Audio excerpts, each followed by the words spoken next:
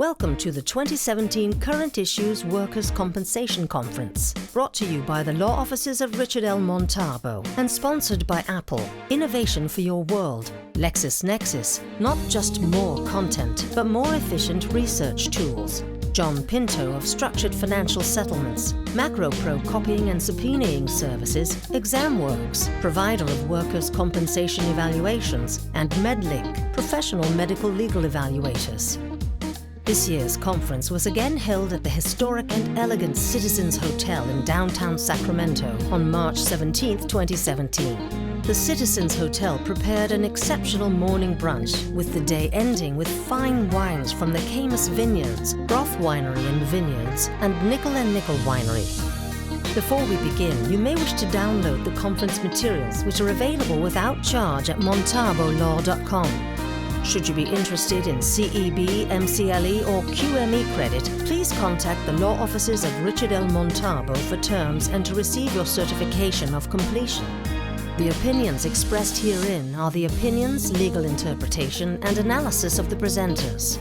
The viewer of this video presentation is encouraged to review in its entirety the case decision or statute which is being discussed. The Current Issues Workers' Compensation Conference involved 4 separate panels and sessions of just over 1 hour and 30 minutes each, and qualifies for 5.75 hours of CEB, MCLE or QME educational credits. The first session will be Case Law Update, with the focus on case decision originating with the WCAB. The emphasis for this year's conference is compensable consequence injury. The first session will begin with a review of various legal doctrines related to compensable consequence injury. The presenter will be Mr. Richard Montalbo. Mr. Montalbo holds degrees in business economics and computer science and received his law degree from the University of the Pacific McGeorge School of Law, where he is currently an adjunct professor. He is also the architect behind Current Issues Workers' Compensation Conferences and a frequent presenter at various legal conferences and symposiums throughout the state of California. Mr. Montalbo is also the app designer of the CompCalc, the only smart device workers' compensation rating and indemnity app.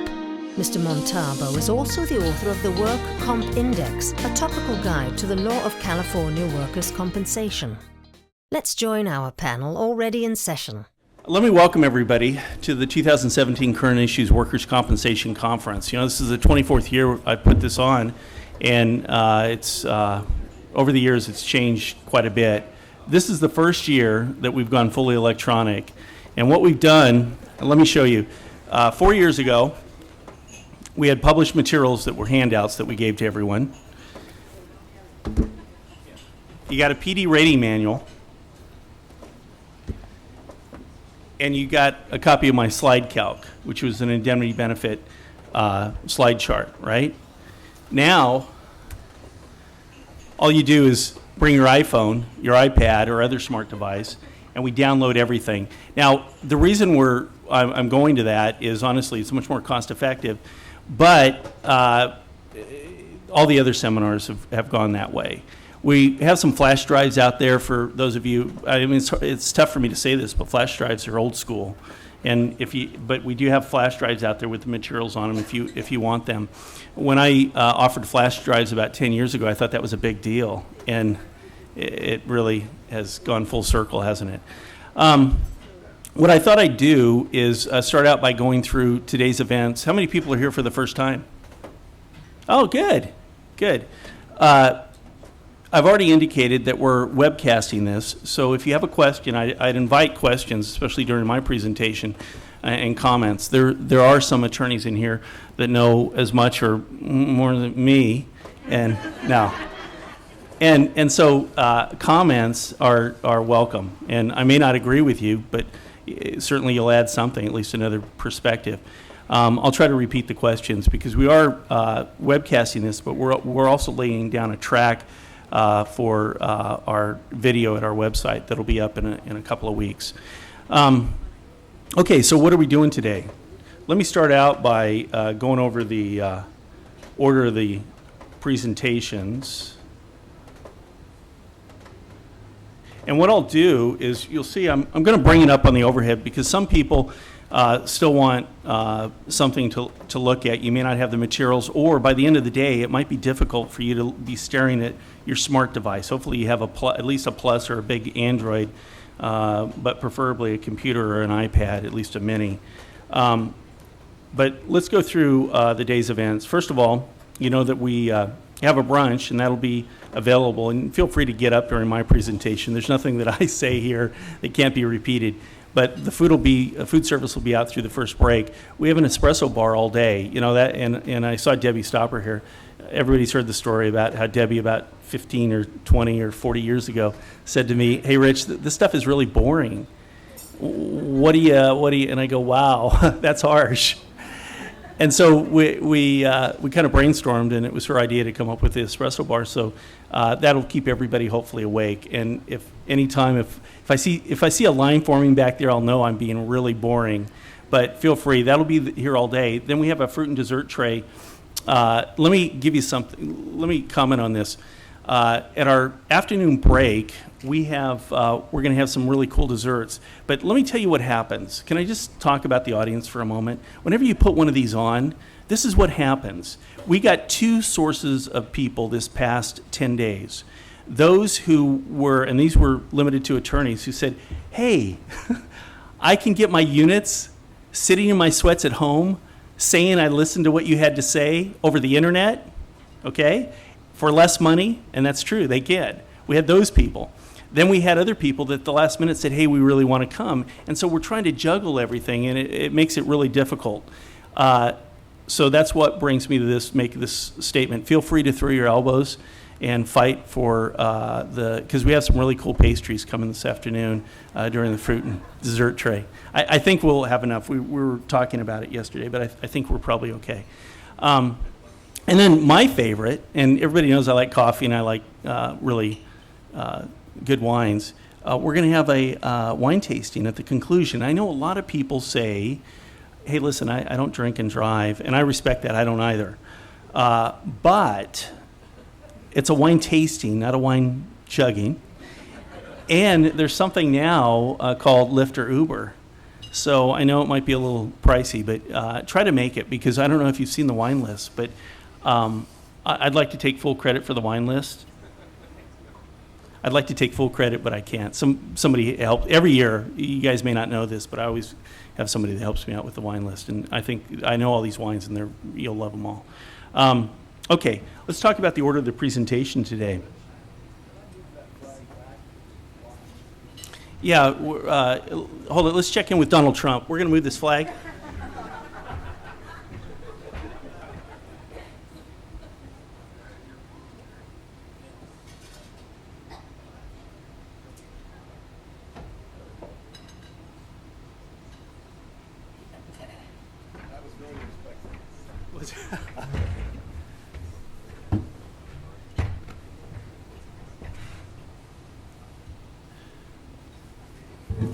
Now, I want you to notice that I'm using the same material that you guys have, and you'll see how I move through it.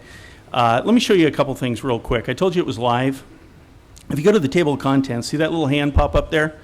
And let's say I want to go to psychiatric injury. This is one of the sessions. I just double click on that, and it takes you right to the materials on whoops, that was okay, this is psychiatric materials for the presentation later on today. But if I go over to the table of contents, and I go to, let's get out of,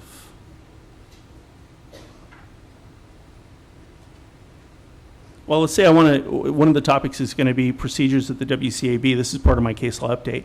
If you double click on that, it's going to take you right to it. If you want to do a search, let's say that I want to find out about the Patterson case. And it's going to give me my options for the Patterson case. I'm going to double click, and there it is. Okay, we'll be talking about that. I think that's an important case too today. So just be aware that you can move through all this pretty quickly. I'm going to go to the beginning. Okay. Let's go through the day's events. If I'm moving too fast through this and you get dizzy, just let me know. Of course, the first hour and a half is a case law update. I'll be going through what I think are the most important decisions that have come down in the past year. I'm also going to do a little CompCalc overview for you, because I think it's important. The more you play with it, and the people that use this have really felt that it was useful. Then we have our first, and you'll see what I did with these panels this year. What I did was I put people together within the same geographic locale. One defense, one applicant attorney. I assigned to them a topic. I wrote some of the materials, and then we've had a few phone conferences. Now, what happened was each of these panels went their own way. And so I think you're really going to be, they're not going to be regurgitating what I've written. I think it'll be good. But the first panel after my presentation is the psychiatric injuries, Labor Code Section 3208.3. The issue there is we don't see as many psych, but guess what? Compensable consequence of injury, and compensable consequence injury. Psych is still a viable argument, and I think that, or cause of action, and I think that we should be aware of that. On that panel, we have Brad Chalk. A couple words about Brad. Brad is a former alumni of this conference. He spoke about probably 6, 8, 10 years ago. And Brad is a past president of CAW. He's an applicant attorney who maintains a practice in Santa Rosa. He'll be joined by somebody that, and also know this, that everybody that speaks here is by invitation, and I've heard them speak or I've spoken with them. He'll be joined by Ann Hernandez. She's with Mullen and Philippi in their Santa Rosa office as well. She and Brad know each other well. They've had cases against each other. During the discussion, it was interesting for me to listen to the different theories. Part of the reason Brad's on this case is he has a case that's up on Recon right now that he's going to share with us, dealing with the issue of, it's catastrophic injury, isn't it? The definition of catastrophic injury? Brad, is that right? I think that's what it is. Then we'll have a break for lunch. You're on your own for lunch. And then in the afternoon, we're going to have avoiding liability. What this actually is kind of a compensable consequence. And that's really the theme of this conference. What are compensable consequence? What are compensable consequence injuries of injury? What are the different theories of establishing PD? How do we defend them on the defense side? What can we anticipate from the applicant's side? On this panel, we've got the king of Ogilvy, which is Mark Gearhart. Mark is active in CAW. He maintains a practice down in the Bay Area. He'll be joined with Mike Giacchino.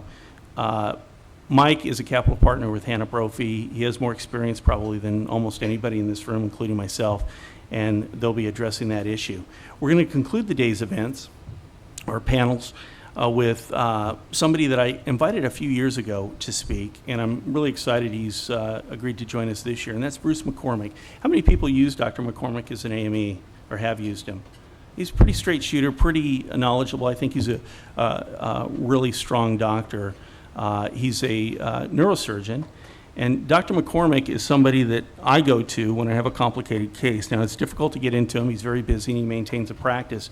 But if I see him on a panel QME, I don't know anybody on either side that strike him if you want a straight shooter. One of the things when I choose doctors, and we haven't had a doctors panel, well, we had one last year, but then we went a few years without doctors panels. One of the things that I do when I select a doctor is I make sure, at least in my mind, he's somebody that reports as an AME. I don't want somebody coming in here that's a hack for the applicant or for the defense. And they're still out there, although certainly they're not rewarded for doing that any longer. He'll be joined by John Geyer. John Geyer is a capital partner with Lachlan Falva, Levy, and Marisi. He spoke last year, and his ratings were off the chart. He's a really, really good guy and well-respected and well-liked. Jason Marcus. Jason Marcus is not speaking. Mark Marcus is. What happened was Jason, I want to make sure I have this right, but I think Jason's down at spring training watching the games. And like I said, you got to get your priorities, and he said, yeah, I do. So Mark's going to be taking that. And Mark's spoken here before, and he does a really great job, so you'll enjoy that.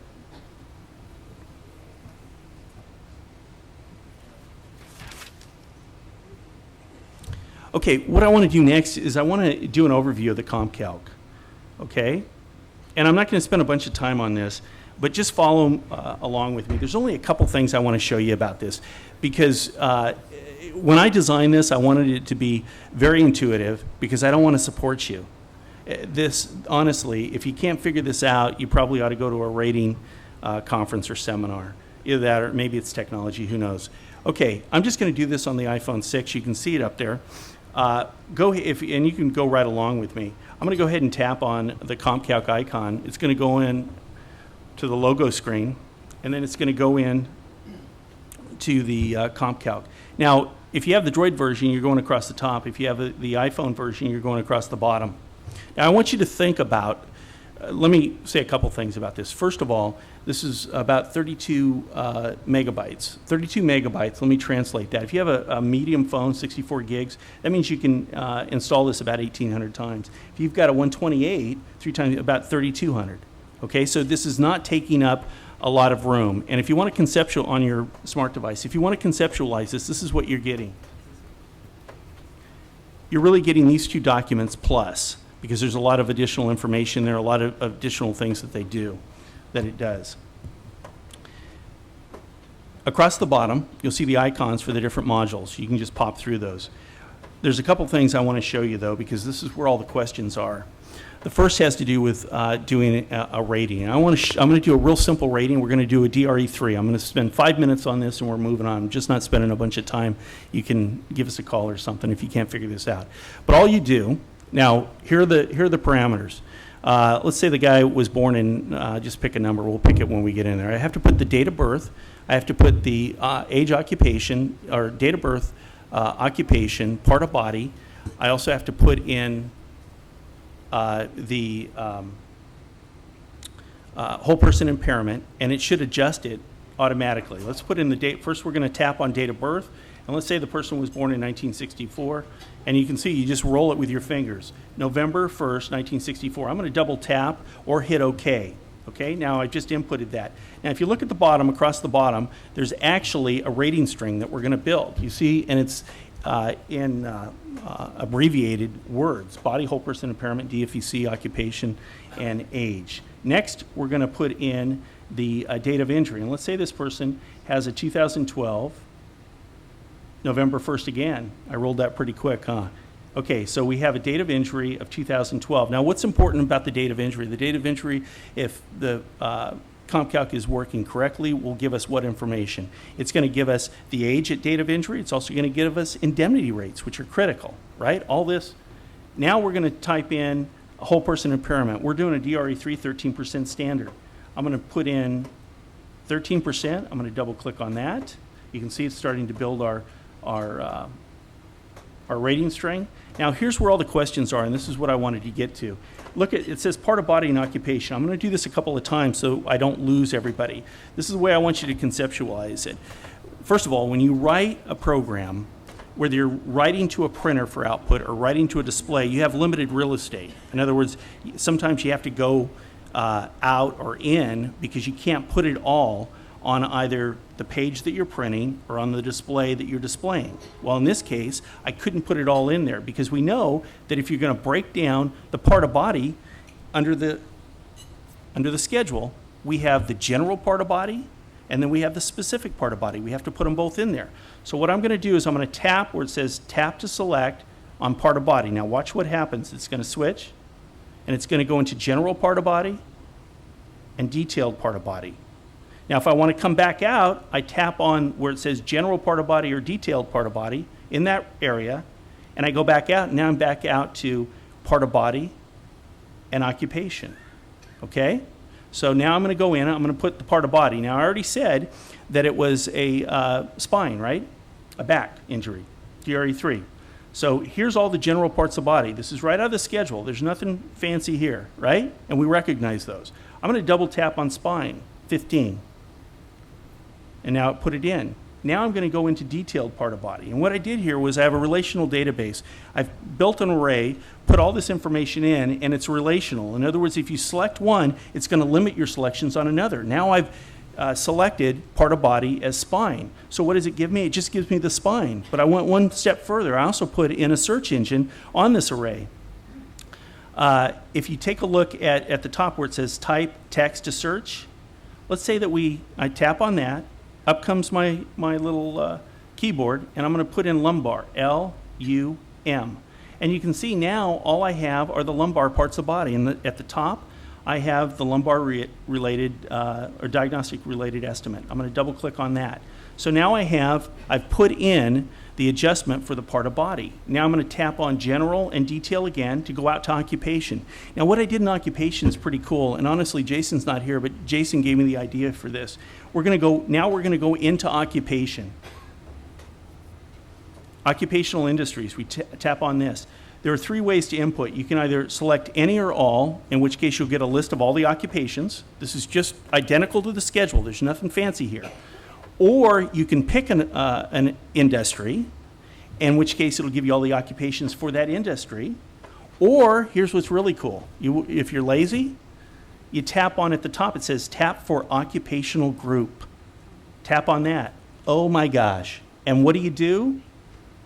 It has a search engine. So these are all the groups, right? See all the groups? Everybody recognizes these. We tap on the search engine, and I'm going to say this is a crane operator. There it is, 351, heavy equipment. And look at that. We've just adjusted it for age, occupation. But hold it, let's say there's apportionment. We tap on apportionment. We put in 75% apportionment. Double click on that. And now we've just adjusted it for the apportionment. But you can see it says PD rate is maximum. But what if it's not maximum? Well, there's 3 ways to input this. And it's going to always adjust it never above the maximum or below the minimum given the date of injury. So we tap on average weekly wage. We can either put in a different average weekly wage. Right now it assumes max $345 for that date of injury. Or we can tap in there and put, let's say it's $250. Now I want you to take a look at all the numbers. Watch how they automatically adjust. And there you have it. What if you have a second part of body? That's what the plus is for. Now we're working on the second rating string. What if you have a combined value? It says combined value equation is on because we have a second rating string, but we can turn that off for those of you who believe kite should be the law. Okay. Permanent disability. This is just a PD rating money chart. You put in the date of injury. If it's 15% up or down, you have a slide bar. If you go to 100%, and this is new, that's a unicorn. There are no 100% people, right? You got to put that in there if you're a defense attorney. Okay, so I put in the date of injury, 2007, and I want to do a COLA present value calculation. I put in the gender using 2010 census data, because the DEU just updated that. I put in the age at first payment, he's 48. I put in the COLA calc, 3.5. I put in the present value calc, and there's the value of the case, 2.5 million. Now, this is an estimator here because we didn't put in the exact date, we put in the age. So it could be 3 to 6 months off, which translated could be $5,000 to $10,000 off. But you know, for calculating that, we've got a TD money chart. Okay, here's the last thing I want to share with you, and then I'm going to move on and get to what you're here for. The last thing is, see the 3 dots at the bottom or at the top? If you double click on that, here's all the other modules. But here's the one thing that you want to do after you leave here and I'm not around. Go to support and training and go to, I have 3 videos on YouTube, and this is the only time that you're going to go out to the internet. Basic features and functions, rating with the CompCalc Plus 2017, and then advanced tips and techniques. They're 10 minutes a piece. If you watch them, you'll be able to figure it out. There's export features. You can print, you can email these, you can do whatever you might want with this stuff. Okay, let's get to what we're actually here for.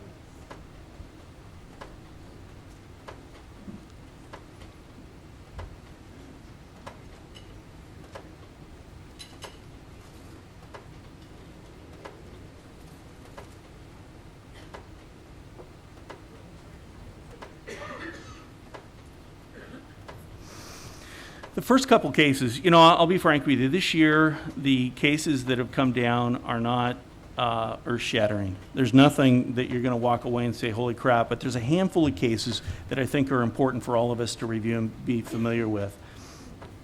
I'm going to enlarge that.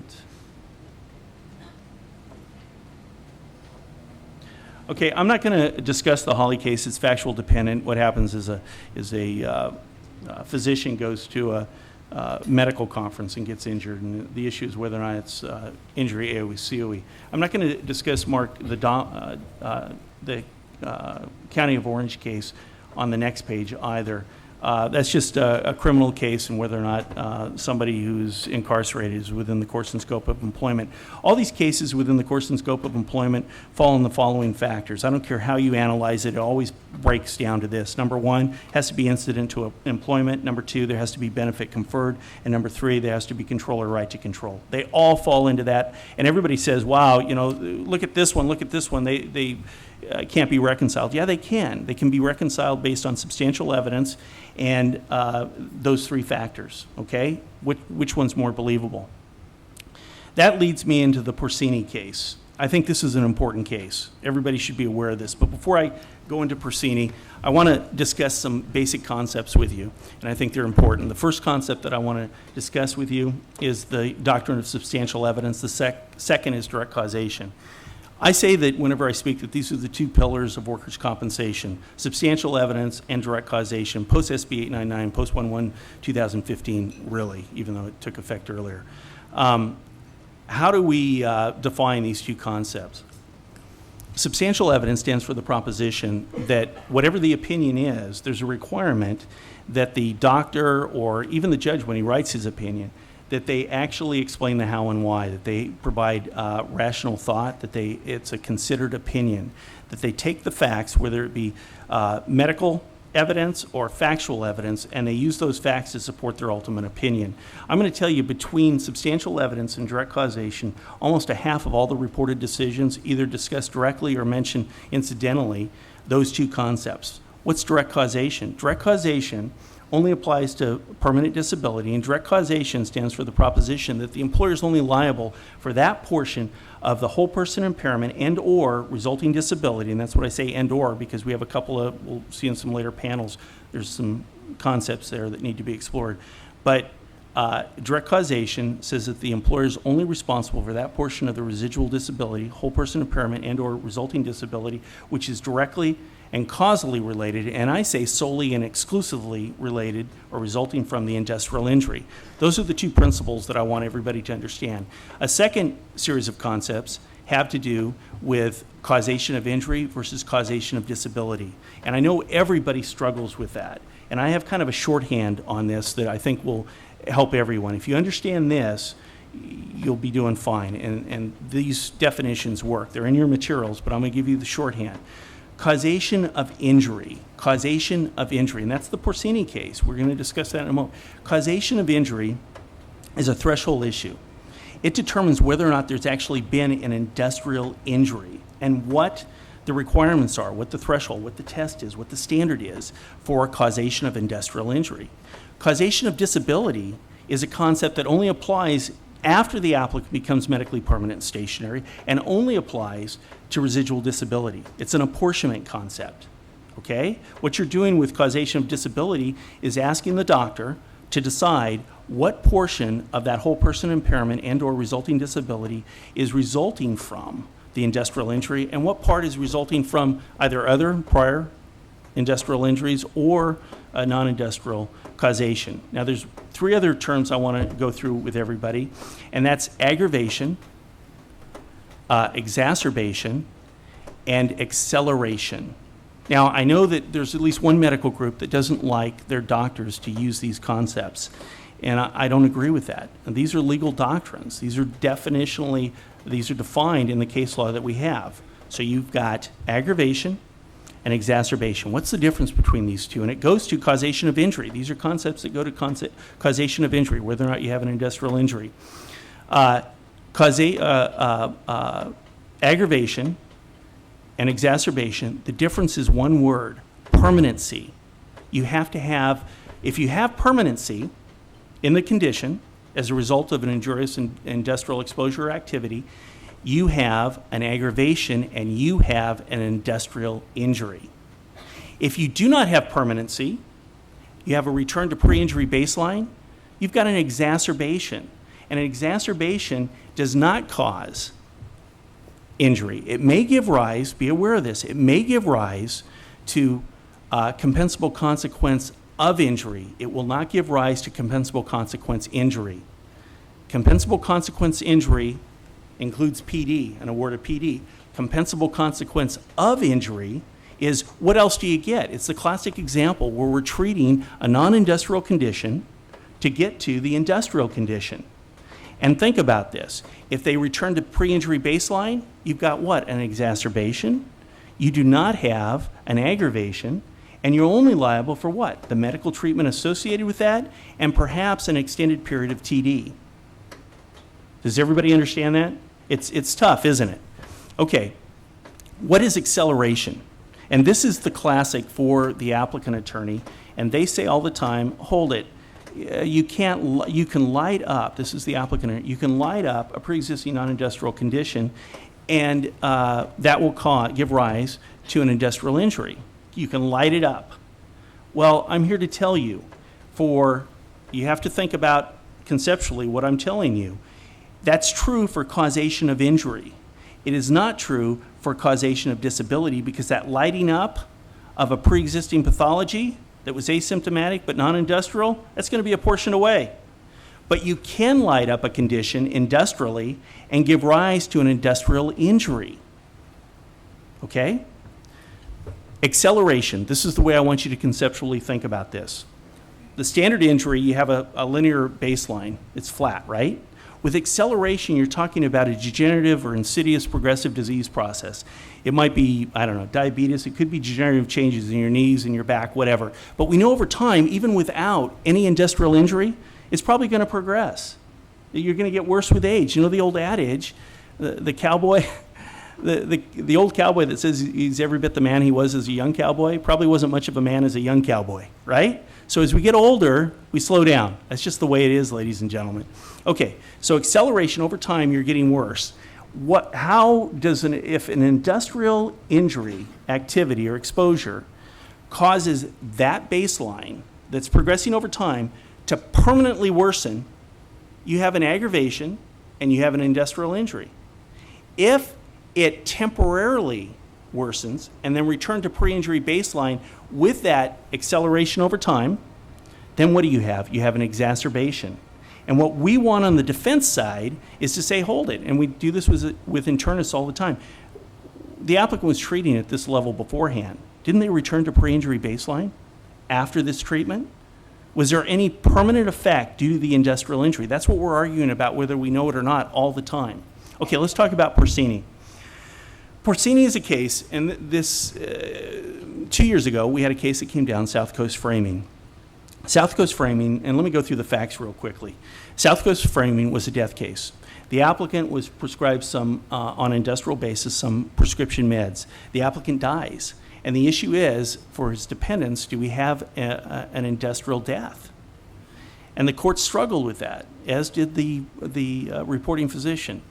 At the deposition of the reporting physician, the physician was asked to describe what measure of contribution there was to the, if any, to the applicant's death. And he said, well, it's really hard. And he settled on an analogy, and this is what he said. It's like if you have a pizza, and there's a couple of flakes of pizza, crumbs, that are off to the side. That would be the contribution to the applicant's death as and when it occurred due to the industrially prescribed medications. The court said that's sufficient. Now, what's Porcellini involve? I put it in my book as one of these mystical, magical cases involving death, because we don't know exactly what killed the applicant. Here are the facts.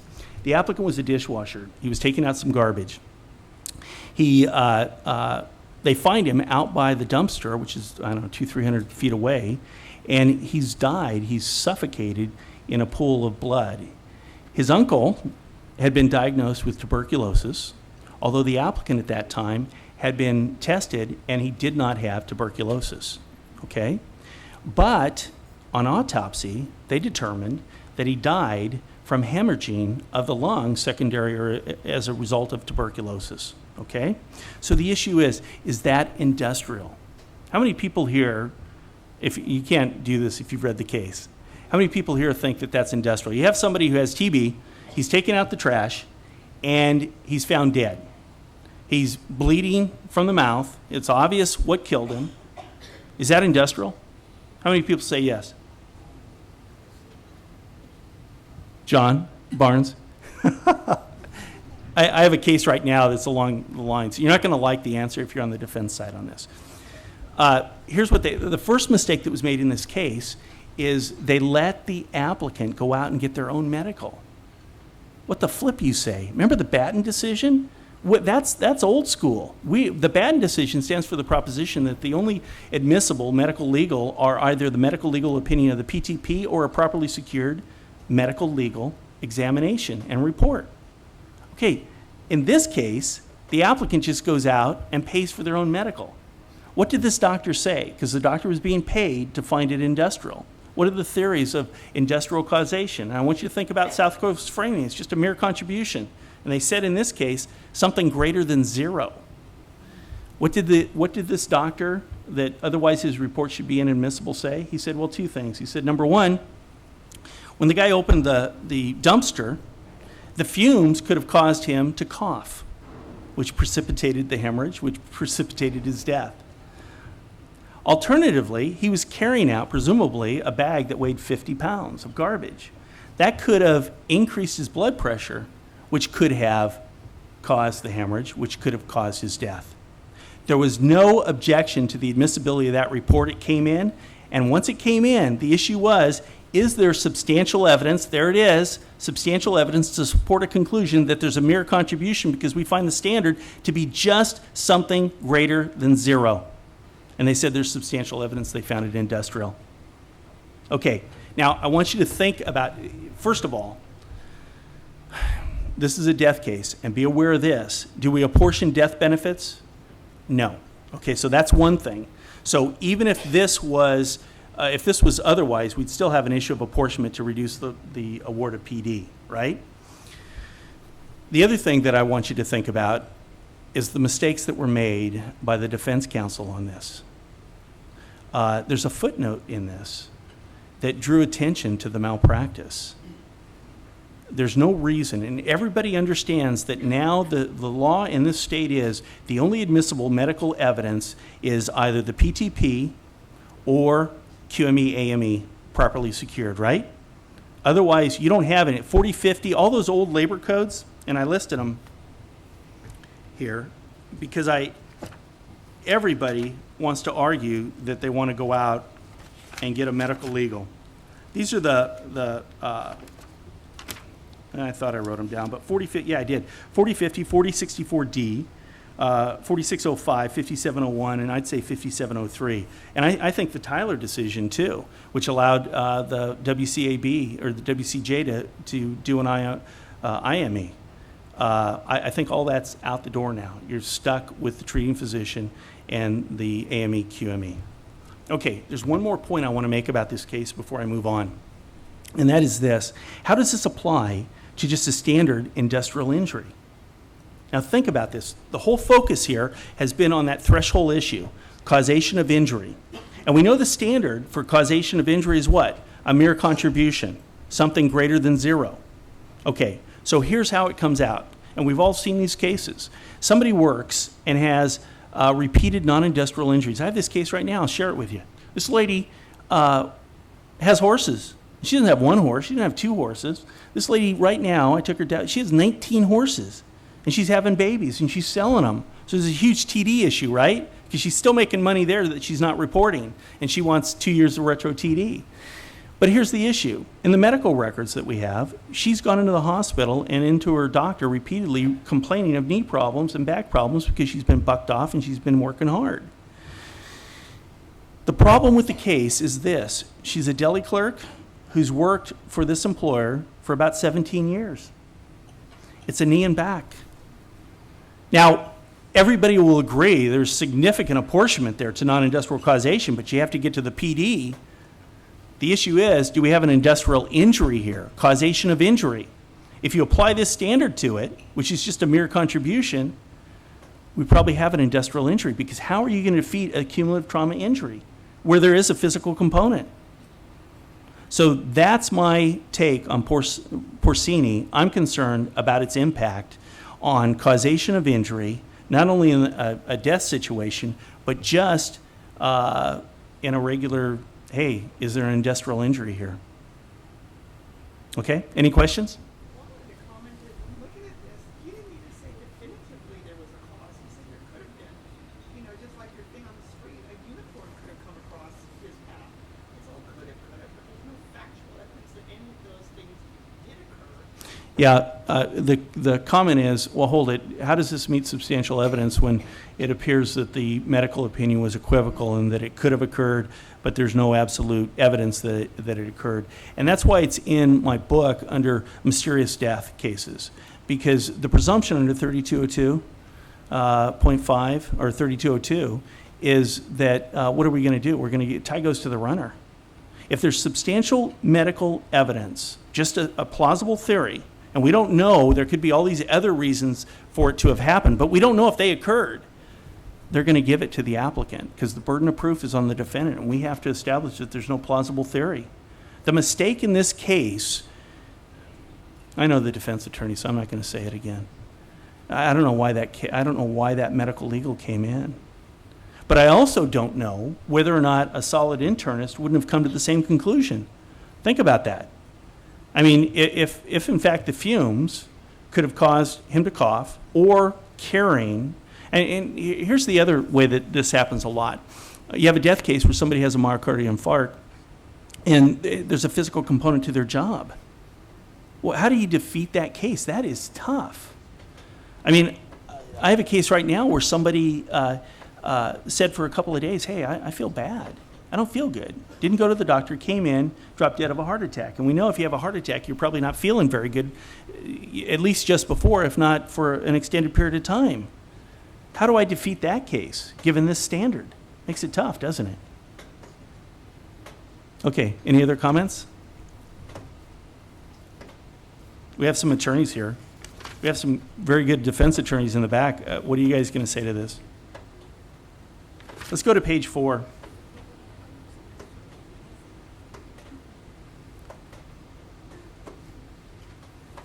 And I always put Sitka cases in here anytime they lose.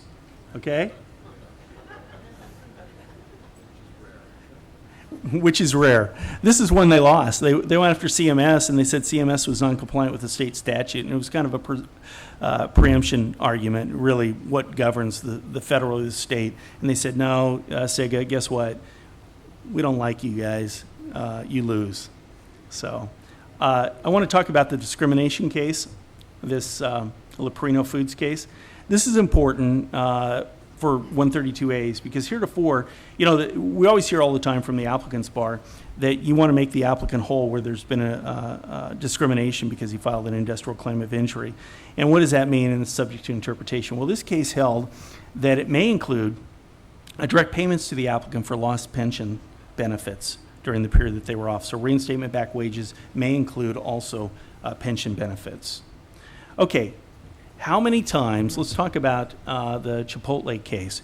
How many times do we as defense attorneys on a CT, how many times are we not permitted to be involved in the discovery, and what can we do if we're not being involved? Here's what happened in Chipotle. It was Chipotle and Starbucks. This guy worked for 2 fast foods. The last 3 months he worked, let me see, I think he worked for Chipotle. Yeah, the last 3 or 4 months he worked for Chipotle. The applicant elected against the Starbucks attorney. They went off to an AME. It was a carpal tunnel. By the way, some critical facts on this, how I would have handled it, but I want to share these with you. There were diagnostic studies, there were positive nerve conduction studies. It's a carpal tunnel. I don't know why you have this much litigation, but we'll go through that in a moment. So what happened was they elected against Starbucks because they had the lion's share. There was an F&A against Starbucks to be adjusted, joint and several liability. It's not a big case, but Chipotle, they were upset. Why? Because they had not been permitted to be involved in the QME nor the deposition of the QME. And they made it kind of a novel argument. They said, hey, this is ex parte communication. It violates, 4062.3? Because we weren't allowed to communicate with the doctor. What the court said was, listen, if you're the unelected defendant, you have no rights to discovery. You have rights to know what's going on, but you have no rights to discovery. Now, how does this play until there's a petition for reimbursement filed and you're moving on for reimbursement? There's a couple of things that I want to discuss with this case. First of all, it happens to me with some frequency where they'll select another attorney. I have my thoughts on why. So what do I do? Well, if they elect against the other attorney, I make sure that I'm involved. And I make sure that I'm talking to that defense attorney at every step of the way. Now, in this case, I don't know that I would have been fighting all that much. You've got objective findings on an upper extremity activity, employment activity, giving rise to a carpal tunnel. Number one, how much is that worth? And number two, can anybody here say that you're going to defeat that case? So why are they arguing about whether or not the liability is justified? I didn't understand that decision from the defense attorney. The other concept that I want to just discuss a little bit here, and I think that a lot of people don't understand the difference between the statute of limitations and apportionment of liability as between co-defendants. Now, this is not strict legal apportionment. It's different. This is apportionment of liability as between co-defendants, where you have either successive injuries or accumulative trauma with separate periods of coverage. The first thing you have to understand is under 5412, the statute of limitations dealing with CT claims, you have to have the concurrence of three elements. Number one, you have to have an injurious exposure or activity, injurious industrial exposure or activity. Number two, it has to result in disability. Now, treatment by itself may or may not evidence that, but you need either PD or TD or evidence of that.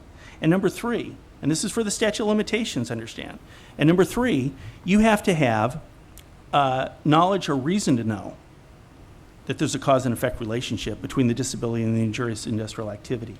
Now, that's why establishing a bar due to the statute of limitations on a CT claim is so difficult, because most applicants don't know what a CT claim is, or they aren't told until they go and are interviewed by their attorney, who immediately files, or until they go to a doctor. There's very few cases where we win that. Now, I'm going to throw this out there. I think this is different from apportionment of liability as between co-defendants. Here, the seminal case is Western Growers. But there was an argument that was not made in Western Growers. Let's review the facts in Western Growers. Western Growers was arguably there was an ongoing period of employment that was separated by hospitalization. That hospitalization evidenced what? Permanent disability. So the issue was, the defendant on the back end was saying, well, hold it. You had the concurrence of all three of those elements, so the CT ended with the first period.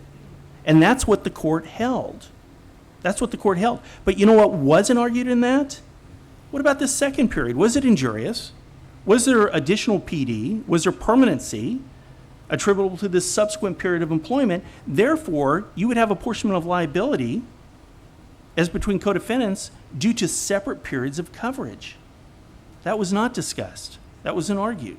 So this is the way I want you to think about this. If you've got a statute of limitations issue, don't confuse that with apportionment of liability between co-defendants. Statute of limitations is important, okay? But we all know that with apportionment of liability, if you have a single cumulative trauma claim of injury, what do we argue on the defense side? Your position was more physically arduous than mine. Therefore, you should have a greater portion than mine. Well, that goes contrary to Western Grow, which is the pro rata apportionment argument. That concept is out there. I think another concept is to say we have separate periods of cumulative trauma injury, and we should apportion the liability as between co-defendants based on those separate periods of injurious exposure and cumulative trauma. Okay, comments? I think you have to separate those, though. I absolutely do. They're not the same. And the defense attorney that says, hold it, the date of injury is the liability, I think he sells his client short, because that's not what the cases out there are demonstrating. Okay? Of course, I'll argue either one depending on who I'm representing. Okay. I just want to highlight for you the Powell case, the dismissal case. We got to get going here. This was a dismissal for lack of prosecution, and they made a novel argument here. They said, hold it, as soon as you filed, Mr. Defendant, the DOR, there was prosecution. And so therefore, you blew the statute for the applicant. The applicant's claim is not barred, and they threw that where it belongs. Okay, that's the value of that case. There's a couple of lien cases I want you to be aware of. This is on page 6. And they are the Kern County case and the Morley Group case. And they stand for the same proposition, but different application. The first is, what's the standard? What does a lien claimant have to establish? They have to establish what? If it's medical treatment, injury AOE COE, and that the treatment was reasonable and appropriate, subject to UR IMR, and that it's appropriate as to type, frequency, and charge. Those are the elements for a lien claimant. That's what they have to establish. This was a photocopy in the Kern case. And the issue was, does the photocopy lien claimant have to establish that each one of the documents that were copied were relevant to the establishment of an injury? And what they said there was no, you don't have to. That's too high a burden. That's too high a bar. In the Morley case, this is one that I don't like, because what happened was the lien claimant was a medical provider, and the lien claimant was providing home health care. And they brought in, to establish that it was reasonable, necessary, and appropriate, they brought in an RN to give testimony. Well, she charged an expert witness fee. And the issue was, does the defendant have to pay for that? And they said yes, because the lien claimant steps into the shoes of the applicant. They're really securing, as a third-party beneficiary, is kind of what the analysis was, they're really securing a benefit on behalf of the applicant, reimbursement for the services that they provided to the applicant. I don't like that, because essentially we're giving not only the applicant, but now the lien claimant, the gun, loading it, giving them extra ammo, and cocking the trigger so that they can whoop us in a hearing, right? Okay. Let's talk a little bit about Reg 31.7 and the Capital Builders hardware case.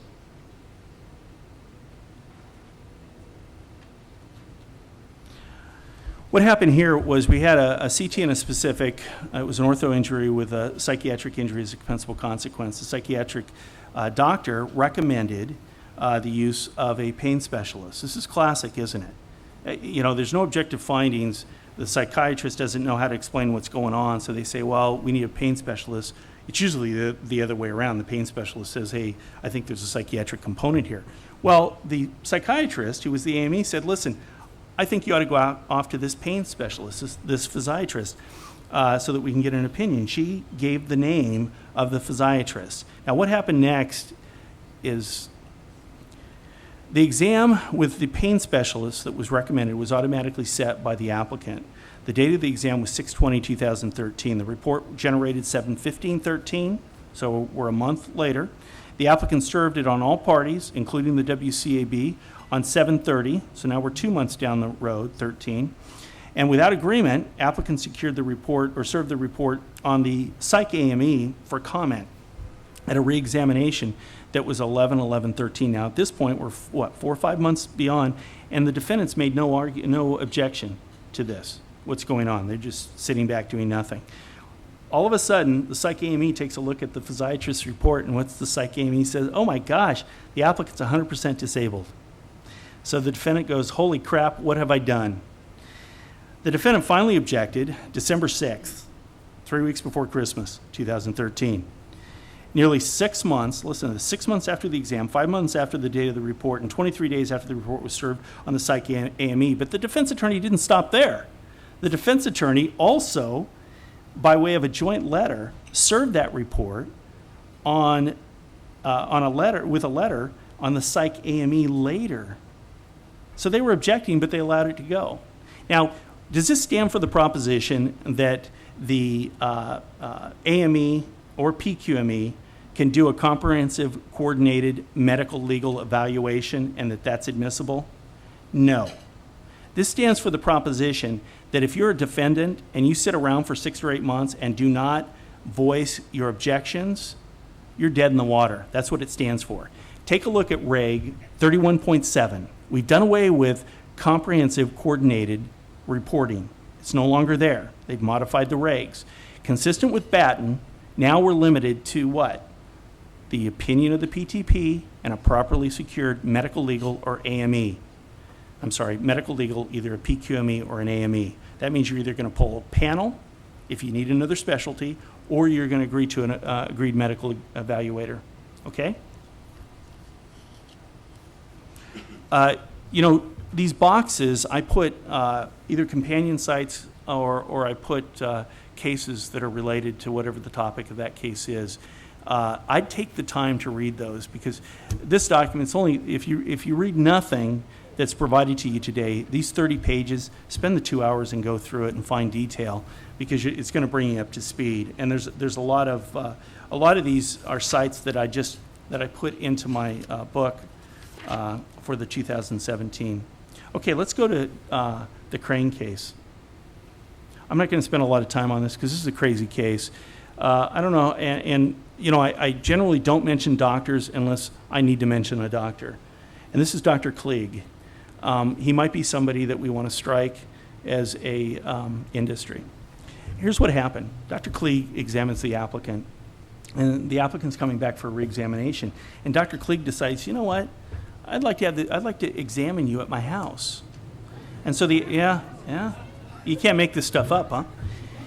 And so the applicant goes there, and she wants to strike the doctor because she feels that he was biased against her, that she was discriminated against. And I want to read what the court said. Now, I think they were bound to do this, but listen to this. Of interest was the WCJ noted in holding, let me bring that up. Of interest was that the WCAB noted in upholding the WCJ that gave her a second QME, applicants' assertion of sexual bias were unfounded. So they say she's crazy, it didn't happen, unfounded, and constitute a blatant case of doctor shopping. It doesn't get any stronger than that, but we're still going to give you another bite at the apple. That absent showing of actual impropriety or bias, failure to advise of the right to terminate, that was one of her arguments. She wasn't advised that she could terminate if she felt, uncomfortable, I guess. Evaluation does not warrant a new QME. Nonetheless, the WCAB concluded that Dr. Klieg acted unprofessionally toward the applicant by conducting his last medical evaluation of the applicant in his home rather than in his office, forcing the applicant to drive several hours and traverse dirty laundry in Klieg's house, and creating an appearance of bias by sending all his reports only to the defendant. So they gave her another bite at the apple. Okay? At the top of this, you'll see there's some substantial evidence cases involving UR and application of the MTUS. Let's talk a little bit about Lopez. See, there's not really earth-shattering cases, but I think what it's doing is it's filling in what we thought we knew about the procedures and about workers' comp law. In Lopez, here's the issue. What do you have to do to get a medical legal evaluation on a denied claim? What does the applicant have to do? What happened here was the case was denied, and these dates are accurate. Last night when I was prepping, I went back and reread the case because I thought I had a typo. But this is true. The date of injury was 5/2/13, neck, back, waist. The denial notice that was sent in when they requested the panel was dated 2/2/15, a couple years later. That wasn't even discussed in the opinion, so I don't know what that's about. The applicant requested a QME on 4/10/15 and sent a copy of the denial, checked the box that it was a 40/60 eval, sent a copy of the Talon case. The Talon case stands for the proposition that a chiropractor's opinion may constitute substantial medical evidence, okay? And noted that the PT was a family practice, and then requested a QME within the specialty of chiro. And the issue was, well, can they do that, or do you have to go with the PTP? Now, I put this in here for two reasons. First of all, what is the procedure for contesting a specialty? And I have that on the next page. Because I think, these regs, you really have to be a wonky son of a blank like me to read all these damn things and know what they say and how they apply. QME replacement request, 31.5. If you go down here to 10, that says A10, it says medical director, upon written request filed with a copy of the doctor's first report, blah, blah, blah, or narrative, determine after a review of all appropriate record that the specialty chosen by the party holding the legal right to designate a specialty is medically or otherwise inappropriate for a dispute, the medical director may okay? That's the process if you don't like the specialty. Writing an objection letter to the counsel for applicant or filing a DOR to the WCJ, that's not the first step. The first step is to send it to the medical director before you do anything before the WCJ, okay? Be aware of that. So what happened in the Lopez case? Well, the panel issued on 5/11/15, applicant struck on 5/19, defendant objected to the applicant. What's that mean? On 5/27/15, asserting the applicant failed to object to the PTP opinion pursuant to Labor Code Section 4062.2. Then the defendant made a second objection on 5/28/15. Applicant wrote the QME, defendant wrote the QME saying that, informing that the QME that the applicant had failed to object, and then finally on 5/29/15, the defendant objected correctly on the specialty, but then did nothing else. Applicant filed a DOR, it went before the board, and what the board said was, well, guess what? If you're going to not correctly use the procedures and make a timely objection, you're stuck. And so, two things you ought to take away from this. First of all, a specialty outside of the PTP is not a proper basis for objection. It may be. It certainly is, in part, an argument that can be made. But it's more whether or not this doctor is appropriate given this injury and condition. And what do the applicant attorneys do? And this is where we're fighting them all the time. The applicant attorneys want to go to what? The chiropractors and the physiatrists. You know why they want to go to the physiatrist? Because the physiatrists believe in pain. And an orthopedist believes in pain if there's objective findings. A neurologist believes in pain if there's objective findings. A neurosurgeon believes in pain if there's objective findings. Okay? So we're fighting those all the time. And the argument is, if there's anything surgical, it shouldn't go to a chiropractor. Wrong.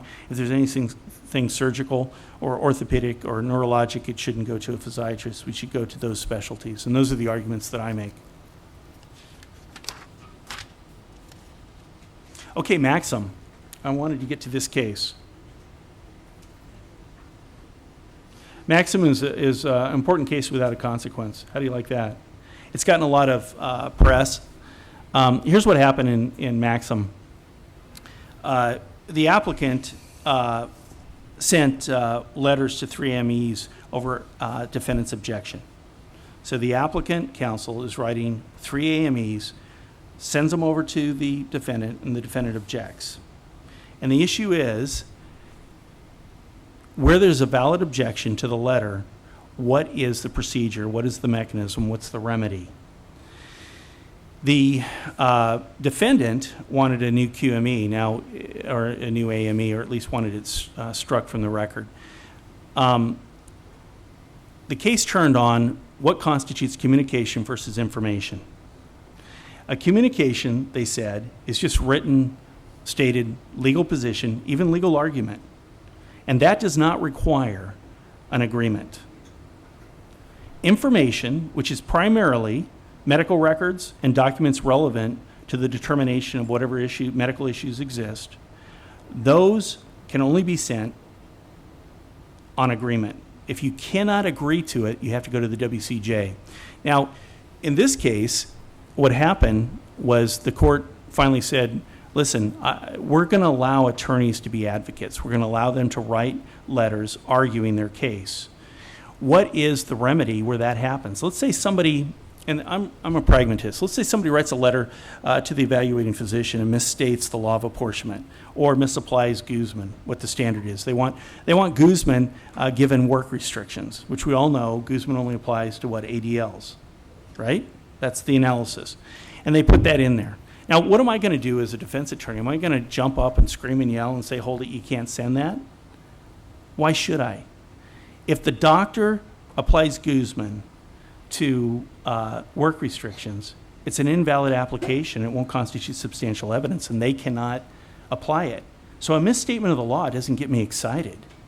You know, it's just like whenever I'm taking a depo, and this happens all the time. I'll go through on the law of apportionment, and I'll say, doctor, assume this by way of a hypothetical. The law of apportionment is, and I explain it to them. And I invariably get an objection from counsel for applicant. And I say, objection is noted, and they want to argue. And I say, listen, your objection's noted.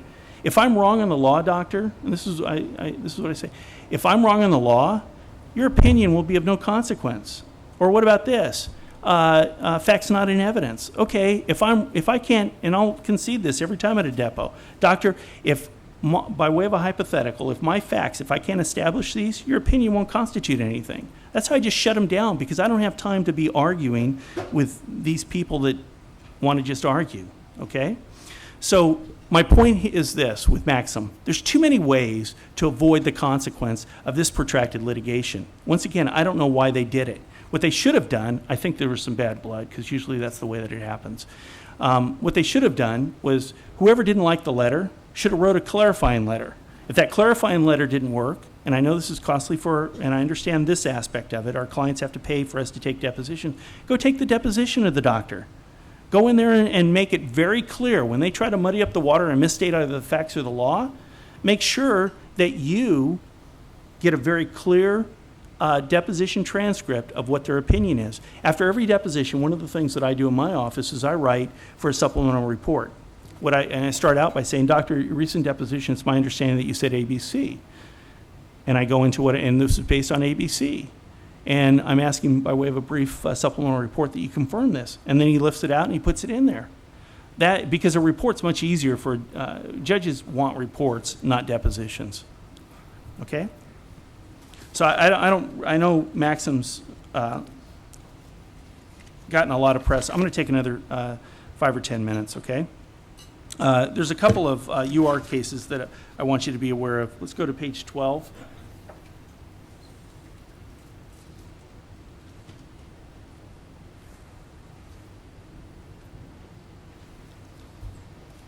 The first one is the Stone and Traditions case.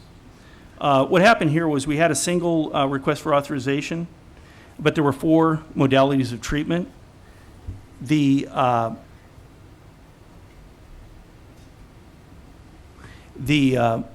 issue was the 4 modalities of treatment. 2 of them were immediately authorized or immediately certified, but there was no notice. And the notice was given within 14 days after the 5 days. Was given, within the 14 days, but after the 5-day period. And the judge was asked to require that the first 2 be authorized. They should have been authorized immediately within the 5 days. There was no need for additional information. The second 2, therefore, should have been determined by the WCJ as appropriate because there was an untimely on that request for authorization. So 4 modalities of treatment, 1 request for authorization. The issue is the timeline for each modality of treatment or for just the single request for authorization? And what the court said was it's each request for authorization. Okay, just because you have multiple modalities of treatment, it's the request for authorization that governs the 14-day period.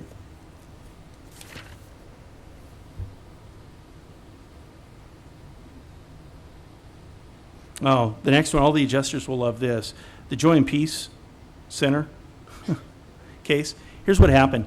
The defense attorney gets a letter from the applicant attorney. The applicant attorney says, listen, please authorize. There was an issue as to whether or not it constituted a request for authorization, but the defense attorney sends it on to the adjuster. The adjuster then sends it on to UR, and the determination is made within the 5-day period. The issue is, when does that 5-day period begin to run? When the defense attorney got it or when the adjuster got it? How many people say when the defense attorney got it? How many people say when the adjuster got it? I said the adjusters would like this. It's when the adjuster gets it. By statute, that's what it says in there. Okay? So be aware of that. That's a win for our side.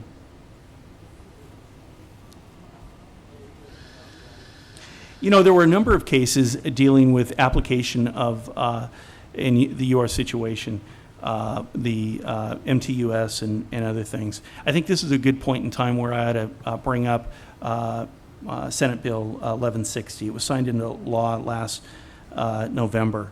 It's at the conclusion of your materials in the case law update. Let me tell you what this bill, it takes effect 1/1/18. But what they're doing is they're developing during the first 30 days a formulary for prescription meds and also treatment protocols. Where the case is accepted for the first 30 days, the defendant will not be allowed to UR medical treatment requests, provided the protocols are met and or the formulary for the prescription meds. Now, I want you to think about this. Who do you think that benefits? First 30 days is an admitted injury. You have to provide medical treatment. Who does that benefit having a formulary? It benefits the defendant, absolutely. Because you're saying you still have your UR if you go outside of the formulary, but if they stay within the formulary, you have to authorize it so we don't have to pay UR, and the chances are that if you have an accepted injury within the first 30 days and you're within the formulary, given those restrictions, you probably were going to authorize it anyway. So it minimizes our costs. Let's go ahead and take a 15-minute break. I didn't get through everything. There's some PD cases I wanted to reach. There's some psych cases, but we have a panel on psych. Okay, let's take 15 minutes. Thank you.